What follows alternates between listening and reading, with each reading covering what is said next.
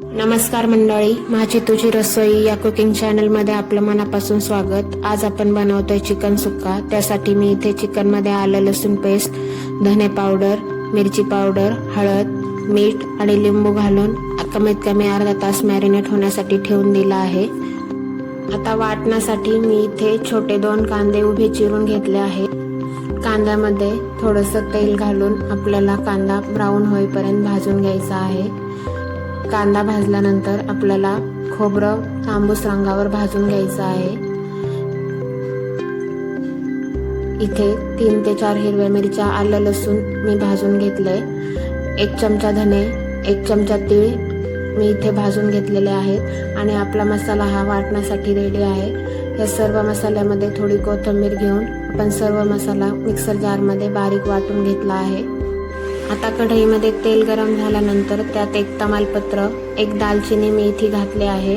अशा प्रकारे बनवलेलं चिकन खूप टेस्टी लागते, एकदा नक्की ट्राय करून पहा। आता या स्टेजला आपण बारीक चिरून घेतलेला कांदा तेलामध्ये ऍड केला आहे। कांदा आपल्याला व्यवस्थित परतून घ्यायचा आहे। कांदा परतला की आपल्याला इथे बारीक चिरून घेतलेला टोमॅटो ऍड करायचा आहे।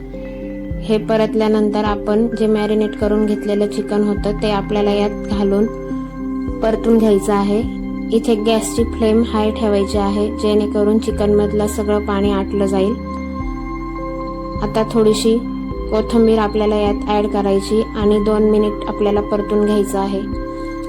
चिकन परतल्यानंतर आपण चिकन काढून घेणार आहे आणि त्याच मसाल्यामध्ये आपण जे वाटण करून घेतलं होतं ते आपल्याला इथे घालायचंय आणि आपल्याला हे सर्व वाटण तेल सुटेपर्यंत परतून घ्यायचं आहे। इथे मी अर्धा चमचा घरगुती मसाला आणि अर्धा चमचा लाल मिरची पावडर या वाटणामध्ये ऍड केले आहे। आता हे सर्व आपण मिक्स करून घेऊया। हे सर्व मिक्स झाल्यानंतर मिक्सरच्या भांड्याला जो मसाला राहिला होता त्यात पाणी ऍड करून आपण यात घातला आहे आणि आपण 1 मिनिटभर हे परतून घेणार आहोत। आता इथे मी अर्धा चमचा चिकन मसाला ऍड केलाय। तुम्ही बघू शकता आपल्या मसाल्याला तेल सुटलेलं आहे। आता या स्टेजला आपण जे चिकन परतून घेतलं होतं ते आपल्याला यात घालायचंय आणि आपण हे सर्व मिक्स करून परतून घेणार आहोत। हे सर्व परतल्यानंतर आपण झाकण ठेवून याची एक वाफ काढून घेऊया। तुम्ही बघू शकता आपण एक वाफ काढून घेतल्यानंतर चिकन मध्ये आपल्याला आता इथे पाणी घालायचंय।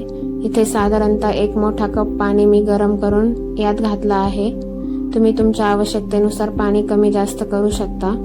आता झाकण ठेवून आपल्याला 15 मिनिटं चिकन शिजू द्यायचं आहे। तुम्ही बघू शकता आपल्या चिकनला मस्त तरी सुटली आहे। आता या स्टेजला आपण कोथिंबीर ऍड करूया। तयार आहे आपलं झणझणीत सुक्कं चिकन। रेसिपी आवडल्यास लाईक, शेअर करा आणि चॅनलला सबस्क्राईब करा। धन्यवाद।